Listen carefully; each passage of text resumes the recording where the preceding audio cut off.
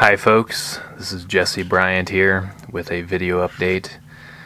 It's been a little while, I think, since before the end of the primary actually. So I just wanted to make a little video thanking all of my friends, family, and followers for donating their time, their effort, and their money to help us spread our message as far as we could. And I'd like to explain that we're not actually out of the race entirely. We're now going to be running as libertarians in the general election. So we've got one last chance to stick it to Mr. Emler and see if we can manage to get in office. It should be a good litmus test for us. We can see how many people are willing to vote libertarian on principle rather than voting Republican on party. Really, I'm actually kind of happy with the results we got, all things considered. We only spent about 1% of what Mr. Emler spent, and yet we got 27% of the vote, so... And it shouldn't be a surprise, really. I mean, I don't know how you can be a political vampire to the level that Mr. Emler is, and basically never show up to any forums, never set foot outside during the daytime and, actually shake hands and talk with people. And yet, just use all the money you have, I guess. Or, well, actually, no, it wasn't even all the money he had. It was only about half. But basically just use a lot of money to send out letters and little brochures, and then that gets you the vote, I guess. I don't know. Is that the way democracy works? Whoever has the most money to send out the most mail, they get elected. Maybe.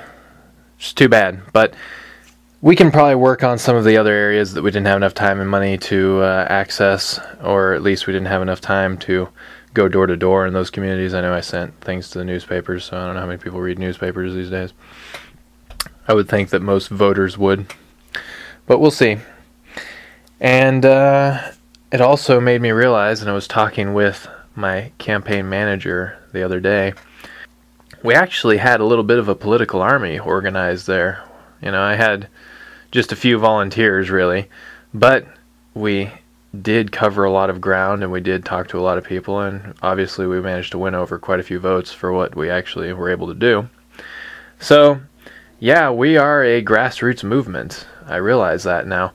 So what we should do is form a little political club, and probably not a PAC or anything like that, because then I'm sure there's regulations, and the government could come in and waltz right through all our business like they generally tend to do.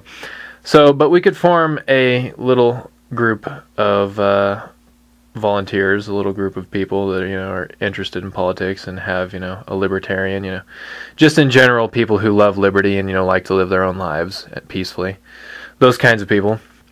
And we can send questionnaires to state and local candidates that we're interested in, and if they answer our questionnaires and they have similar values and views to ours, then we can volunteer for them. We can go out handing out flyers for them.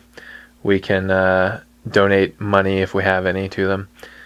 So basically we can become a political force. We can become a major driver in the elections around Kansas, right? So that would be one way to affect some positive change, maybe. I mean, we'd still have to get some decent candidates to run, but whatever we can do.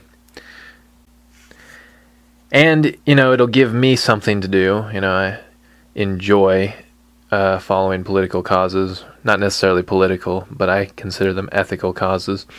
I know it's really hard for people to accept any system of conservative ethics or values, or to really love liberty, on principle.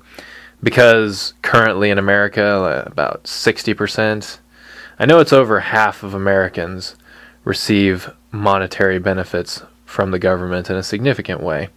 It's really not that hard to figure, though, because 45 million people on food stamps currently, and that number is growing all the time with President Obama's re-election bid coming here shortly.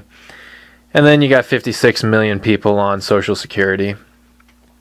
And granted, they had to pay into it, in a way. But really, the government's looted it so much that it's basically just another unfunded liability, so that's no good either. And then you got millions of college students who all take out loans, federally subsidized loans, to go to college. And the government's taken over pretty much all education everywhere in America, and they've taken over the education loans process. So that's all coming out of the public purse too. So yes, at least half the country is receiving money from the government in a significant way. And that leaves us asking the question, who's coming up with all that money? Who's actually producing the things that are consumed here? So I think it's all a huge fleecing ring, and it's all going to be exposed, when it starts to fall apart on us. But for right now, though, the people who are on the receiving end think that it's pretty sweet. So, they're not going to want to change that, obviously. They're not going to give up any of that, especially not just for principles or, for morality or ethics. People with a good, solid, not necessarily Christian ethic, but with just a good, solid, sense of morality and of humanity should recognize that, you can't aggress against people who are acting peacefully. And you don't have a right to take things that aren't yours, meaning you have to respect property rights, You can't take someone else's money just because you want to give it to somebody who needs it, or just because you need it, for that matter.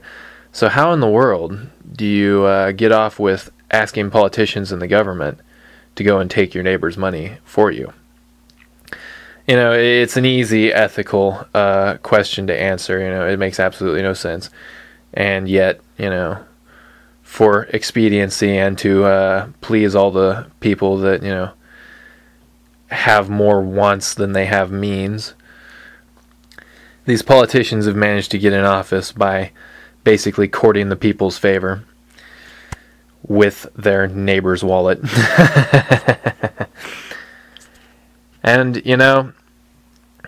the education system is totally socialized. Insurance is now becoming mandated. Healthcare might become a socialized program too. We're just continually adding to the list of monies that are spent by the government and projects that are run by the government. Back in the 1920s, I believe it was 15% that the federal government spent in the overall economy of America. Now, I believe it was back in the 90s, it was more like 45%, and now I'm sure it's some ungodly numbers. So the government is spending about half of the money in America.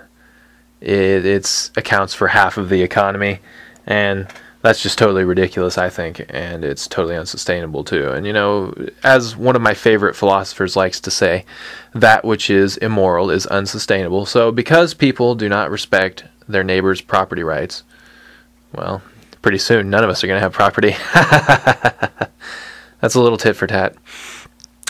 Anyway, I might do another video today. If not, hopefully I'll talk to you guys again soon.